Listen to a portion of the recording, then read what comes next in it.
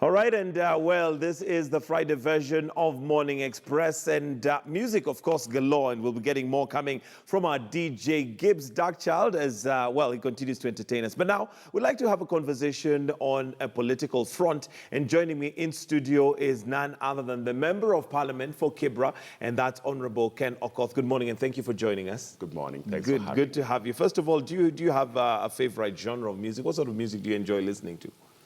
I enjoy a whole range of music, from reggae to raga to Tanzanian music, Ali Kiba, those types of things. And you know, sometimes we look at members of parliament and our politicians, and of course we are so used to seeing one side of politicians, and that's when you're busy politicking. And of course in this season that's quite heavy. But what is it that you do, you know, to relax? What is it that you do to throw, you know, your legs in there and say, you know what, this is my way of chilling out? I think I'm a social media addict. Internet, reading online, Twitter, Facebook, anything online. I do a lot of things online, reading, multimedia, managing pictures. So that, I think, is a big passion of mine. I'm in the car, in the traffic, and I'm at home. I read in the morning. So I think for me, the internet is my biggest It's your biggest thing. And I know you do have a love for education. Yeah. And maybe let's now just look at your constituency, Kibra. You've done a lot in regards to education. And maybe let me just start from what have you achieved from the time you took over the reins of being a member of parliament in Kibra? When I came in as Member of Parliament in 2013, we made a strategic plan and we identified 7 areas of important things that had to be taken care of in Kibra, including water, youth empowerment, women empowerment, infrastructure like roads, security issues, lighting, access to police services, healthcare issues, and one of the most important that came to the top of the list was access to education. And so we made sure that in this term, I made a calculation of how much money do we have access to through CDF that we can put to one of those problems and change it completely. And so we said, Elimu Kwanza, education first. We've done things in the other areas, but education first meant we will reform our public primary schools, we repair all of them. We have done 5 out of 9 schools, and in the public primary schools, bringing back children. I give you an example. There's a school called Joseph Kang'ethe Primary. The school has a capacity for 1,500 children. In 2013, when I became MP, there were only 240 children because the school was so in bad shape.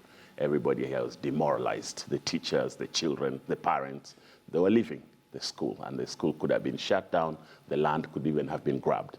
We fixed the school, we repaired it fully, everything. New windows, roof, terrazzo floor, you name it, lighting working. It's a school with children with disabilities, hearing disabilities. We have 2 special classrooms with sound studio walls for them to learn in. And children have been coming back. In just 4 years, the school is up to 750 children. When we first came in, it was a dying school. Now it's growing again. So we've done that at primary school level. We also wanted to do access to secondary school. A lot of our children will get like 200 marks or 300 marks or 100 marks in KCPE, and they have nowhere to go. So we said we must invest, not just in the top children that we send to Equity Wings to fly. We give them scholarships for getting over 350 or 400 marks.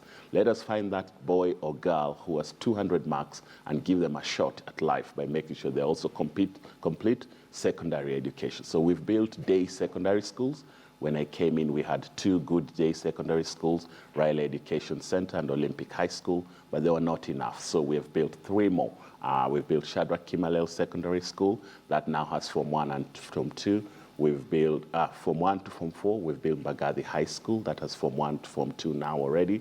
And today we are going to groundbreak on Kibera High School. That will be our 5th affordable public day secondary school within the community that more of our children can have access to education. Now, you seem to have a liking and a leaning towards education. Why do you think it's important for Kibra to have education as a priority, given that one of the challenges that we have seen in this country as coming from that area is mainly to do with infrastructure, just the housing, you know, the toilets and, you know, bathroom facilities. It's a mess.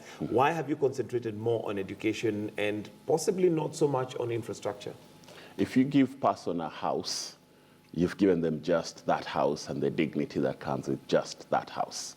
If you give someone an education, you've given them a skill set and a tool and the freedom and the dignity of coming to choose where else could they ever live, what other career could they pursue. As Nelson Mandela said, education is the greatest equalizer.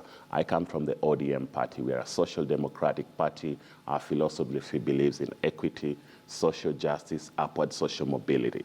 For the government to deliver on social justice, equity, upward social mobility meaning you can start as a child of a poor fishmonger or a fish seller along the railway or a shoemaker in the Kibra market. But you can, in one lifetime, rise above the status you found your parents in through education, through structured opportunities, through non-discrimination, and become the owner of the biggest shoe company, or the owner of the biggest fish exporting company in Kenya. So that's upward social mobility. You can only achieve that through justice and access to education for all. When you deny children in poor places like Kibra, Mathare, Kawangware access to teachers, quality schools, learning facilities, you're denying them the chance for equity, and you're just giving it to children in places like Westlands or Lavington. Education is as important in Kibra as it is in Karen. Parents in Karen will pay $1 million shillings a year to send their children to Brookhouse or Braeburn. Yes. Let's invest in the children of the parents in Kibra. Let's not think just because their parents are in Kibra, the destiny and the fate of those children is to remain in the lower social class and work as our security people, work as our gardeners, work as our nannies. No, let us imagine those could be the next CEOs of Safaricom, Kenya Commercial Bank, if we give them the education. I was born and raised in Kibera. I was raised in Kisumu Dogo slum area. That's where I was born. I was raised on Karanja Road. I went to Olympic Primary School.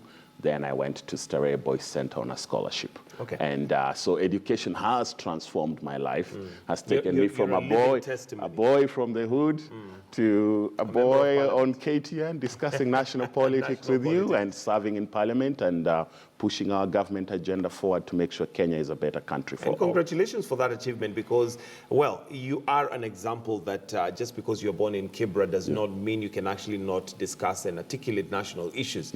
And talking about national issues, before maybe we go to the national issues, there was the issue also of CDF. Do you think it's still valid?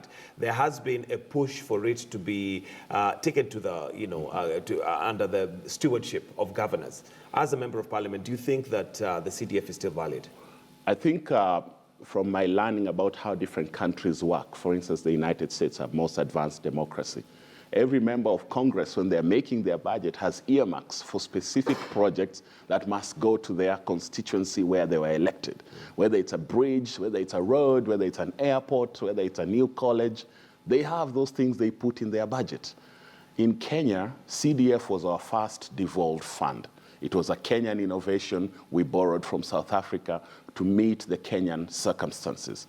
The new constitution has come in with a better devolution system where we have county governments. And I think in another 10 or 15 years, the county governments will have gained so much legitimacy and operation style that we can see funding is reaching everywhere in a proper manner. But right now, in the hearts of many Kenyans, CDF is the first devolved fund that they can see they can go to for a bursary. Yesterday, I went to Olympic Primary School, where I got my foundation and education, and I thank those teachers, who really changed my life and planted the seed for success for me at Olympic Primary School. That is the biggest school in Kenya, 4,210 children. The headmaster of that school should be called a vice chancellor. He has more children than African Nazarene University, We brought them a school bus for the first time, 4,210 children. Now they have a school bus. Why? Because I've listened to their needs, and as their MP, I could respond without waiting for another government agency to bring them that school bus. So I think CDF is still in the heart of Kenyans. It's a mechanism that is valid, and I think we should keep it for another 10, 15 years before we can say, now let's fold it and put all the monies to the county government. Many county governments have just been establishing their structures in the last 4 years.